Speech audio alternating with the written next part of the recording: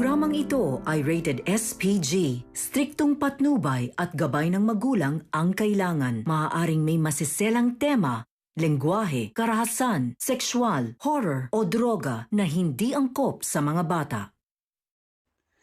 Napatunayan ni RJ na may nag-set up kay Annalyn dahil sa natuklasan niya na edited ang video ng CCTV ng Apex. Mga kaganapan at dapat nating abangan sa abot kamay na pangarap. Magandang araw. Welcome to my channel. Please don't forget to like, comment, and click the bell button para lagi kayong updated sa aking mga videos. Nalaman ni Zoe sa isang pasyente na si Annalyn ang nag-inject ng insulin sa isang batang pasyente. Kaya agad na hiniling ni Zoe kay RJ at Doc Ray na gusto niyang paimbestigahan ang nangyari kung papaano nagkaroon ng insulin sa dugo ng daddy niyang si Carlos. Dahil hinala ni Zoe na pagpatay ang motibo ng tao kung sino man ang gumawa nun sa daddy niya. At si Annalyn ang itinuturo ni Zoe. At para patunayan ang mga akusasyon ni Zoe kay Annalyn, ipinatawag si Annalyn ni RJ para imbestigahan ang nangyaring insidente kay Doc Carlos kasama si Harry, Lynette, Doc Minor, RJ at Doc Ray. Galit na galit si Zoe at pilit niyang idinidiin si Annalyn. Itinanggi naman ni Annalyn ang mga paratang sa kanya ni Zoe. Hiniling ni Zoe na gusto niyang makita ang lahat ng mga gamit ni Annalyn dahil malakas ang kutob ni Zoe na si Annalyn ang nasa likod sa pagtangkang pagpatay sa kanyang daddy Carlos. Hindi naman tumanggi si Annalyn sa gustong mangyari ni Zoe dahil batid ni Annalyn sa sarili niya na wala siyang ginagawang masama at hindi niya pinagtangkaan ang buhay ni Carlos dahil hindi siya mamamatay tao. Agad na kinuha ni Annalyn ang mga gamit niya para patunayan kay Zoe na wala siyang tinatago. Chinek ni Doc Ray at Doc Minor ang mga gamit ni Annalyn at wala silang nakitang insulin tulad ng ibinibintang ni Zoe kay Annalyn. Pero hindi pa rin naniniwala si Zoe kahit na hindi napapatunayan ni Zoe ang mga ibinibintang niya kay Annalyn. Humingi naman ng pasensya si Harry kay Lynette at RJ dahil pati sila ay nadadamay sa mga bintang ni Zoe. Ngunit ang hindi alam ni Annalyn na set up na siya ni Morgana dahil may inilagay si Morgana ng insulin vial sa coat ni Annalyn na naging dahilan para idiin ni Zoe si Annalyn na siya ang nagtangkang pumatay sa daddy niyang si Carlos. May nahulog na isang bagay mula sa bulsa ng coat ni Annalyn. Nandukutin ni Annalyn ang panyo niya para sana bumalik na sa loob para mag-duty. Napansin din ni Zoe ang nalaglag. Laking gulat ni RJ nang damputin niya ito at mabasa ang nakasulat. Agad naman na lumapit si Zoe kay RJ para tingnan kung ano yung nalaglag. Galit na galit si Zoe nang makita niyang isang insulin vial ang nahulog sa coat ni Annalyn. Dahilan para isipin ni Zoe na guilty si Annalyn sa nangyari kay Doc Carlos.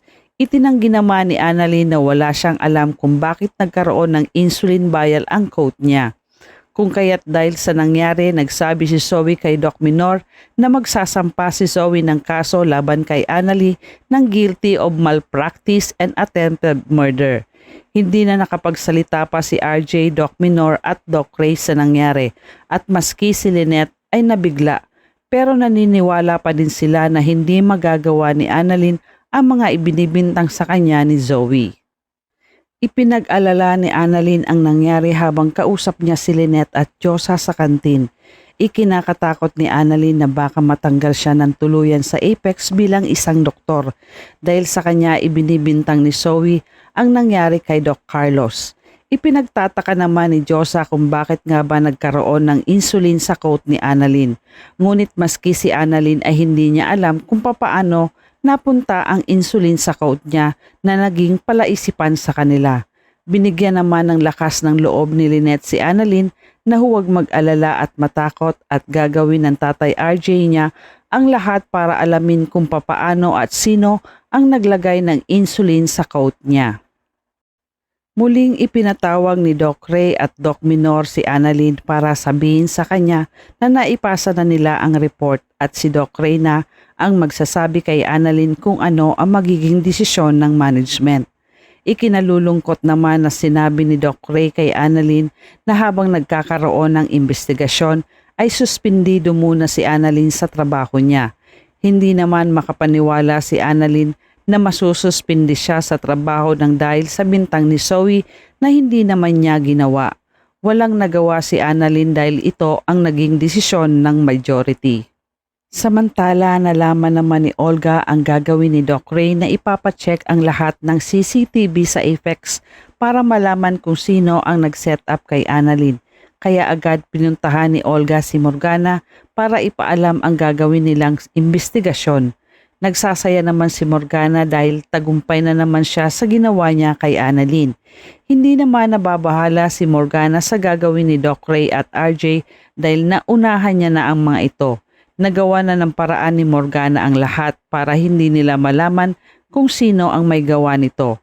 Kaya naman kampante si Morgana na wala silang makikitang ebidensya laban sa kanya dahil kahit ano pang marathon viewing ang gawin nila sa CCTV ay wala silang mapapala dahil laging handa si Morgana sa mga kalaban niya. Sa kabilang banda, nagkasalubong naman si Annalyn at Zoe. Sinabihan ni Zoe si Annalyn na wala din nagawa ang pagiging isang tanyag niya dahil hindi rin nila napagtakpan ang ginawa ni Annalyn kay Doc Carlos. Galit naman na sinagot ni Annalyn si Zoe na wala siyang ginagawang masama kay Doc Carlos. Pero hindi naniniwala si Zoe at huwag na daw mag-deny pa si Annalyn dahil kitang-kita na ang ebidensya na si Annalyn ang nagtangkang pumatay sa daddy niyang si Carlos. Samantala, nagsimula ng mag-imbestiga sila RJ kasama si Doc Ray at Doc Minor at pinapanood nila ang CCTV ng hospital. At habang pinapanood nila ang CCTV, may napansin si RJ na kakaiba sa video. Ramdam ni RJ na mukhang edited ang video ng CCTV, dahilan para hindi paniwalaan ni RJ ang ipinapanood sa kanilang CCTV footage.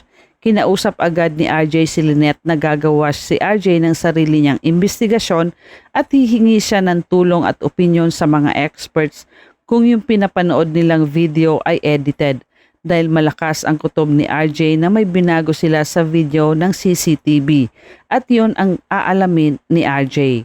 Samantala, nararamdaman na ni Annalyn na iniiwasan na siya ni Harry dahil sa nangyari. Naniniwala na si Harry sa mga sinasabi sa kanya ng ate niyang si Zoe na may gustong mangyaring masama si Annalyn sa daddy nilang si Carlos. Kaya sinabihan na ni Harry si Annalyn na hindi niya na kaya pang maniwala kay Annalyn sa mga sinasabi niya. Nasaktan si Annalyn sa sinabi ni Harry sa kanya. Hindi alam ni Annalyn kung papaano niya papaniwalain muli si Harry na wala siyang ginawang masama kay Carlos. Tuluyan na kayang masisira ang pagkakaibigan ni Harry at Annalyn? Malalaman kaya ni RJ na si Morgana ang may pakana ng lahat para sirain si Annalyn?